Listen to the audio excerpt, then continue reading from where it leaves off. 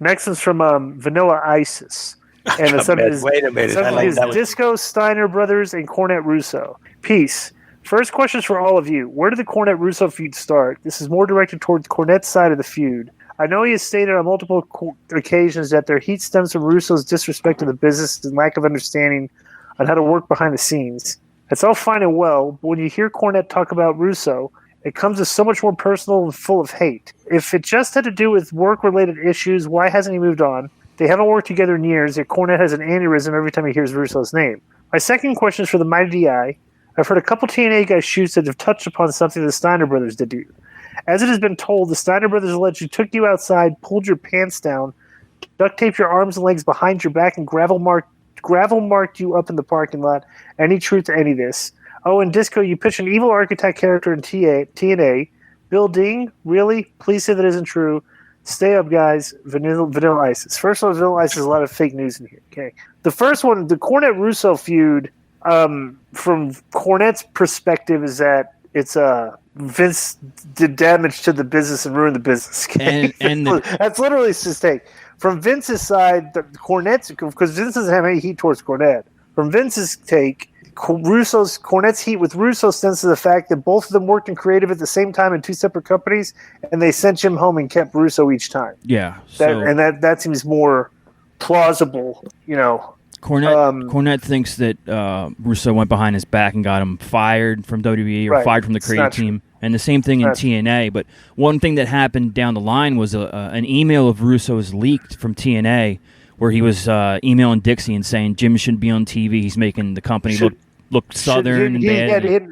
But the thing was, he had reasonable criticisms of the way Cornette's character was being portrayed on TV. It had nothing to do with getting rid of Jim. Right, you know? right. Yeah, because Jim was a producer back then and stuff. But like Vince thought that Jim wearing the yellow jacket and stuff was too like 80s looking. He wanted to try to up, he decided to look too 80s. But that's But he didn't.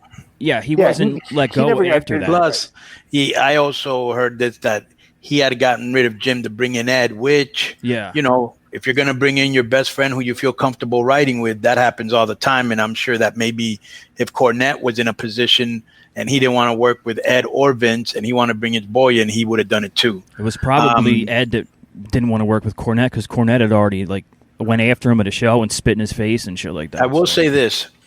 I don't know how or why, but Cornette figured out early on, and it might have been through shoot interviews or it might have been through some sort of metrics on online where somebody said, hey, every time people bring up Russo, you get more hits and this and that. And he figured out that he can make money, bearing Russo. Russo figured out he can make money bearing Cornette, because you may say he not hate Cornette, but he has said hateful things about him. So they're both playing this thing where they both make money off of each other, but they have yet to find a way to make money with each other. Yeah, it's so stupid. I mean, right.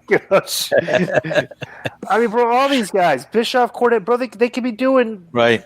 I mean, it's so, but the what was the other question? That whole Meltzer, Pritchard, Russo, Cornette, Bischoff. I don't know who else you would throw in there, but all those guys could make money with each other. You know what I'm saying? Yeah, but nobody wants to make money with Vince. And Vince is willing to do it with everybody, but none of those guys want to do it with him. Isn't that crazy?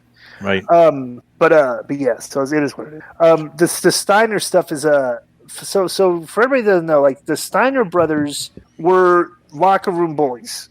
Okay, they used to pick on everybody. Okay, they even picked on their friends and stuff and everything. But they would play the role of bully, and everybody would just crack up because it was the Steiner brothers. They're bullies. Yeah, it wasn't malicious. Right. So one day, Rick Steiner at the worldwide tapings at Disney had gotten me and taped me to like when the stairs there's a pole, like a handrail, right? He taped me to a handrail behind our locker room. He taped me to the handrail of the stairs one time. Okay, right. That's what Rick Steiner did to me. So Cornette had told a story that he had seen the Steiner brothers strip me down naked and tape me to the floor. Which I don't know how you tape somebody to the floor in TNA. And he told that on a podcast or something, or a tweet or something like that. And people were repeating it. I said, no. I go, Jim, you totally got this wrong.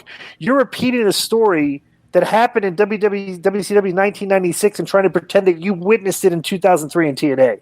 So okay. So it was like, you know how like the old, you hear a story and you repeat it and something you tell like you saw it. Okay, so that was that. But the Steiner brothers and the Rick and Scott Steiner at TNA, I would drive to the shows with them. So there was never any like malicious picking. If they picked up me, they're like, but I was there at that time and I would have known about it.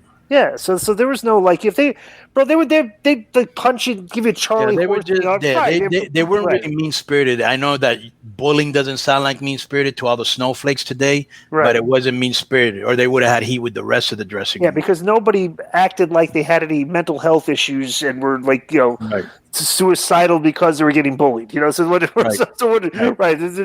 got to that. You just got bullied. Right, nobody was quitting the business. Right, exactly. That's what it sounds like to me, though, Di. That he got 2 or 3 different stories confused and meshed them together, like Brian Christopher. Like this version of the story that they stripped me down and dragged me through the gravel in the parking lot while I had my pants down. Jesus. It's asinine. Okay.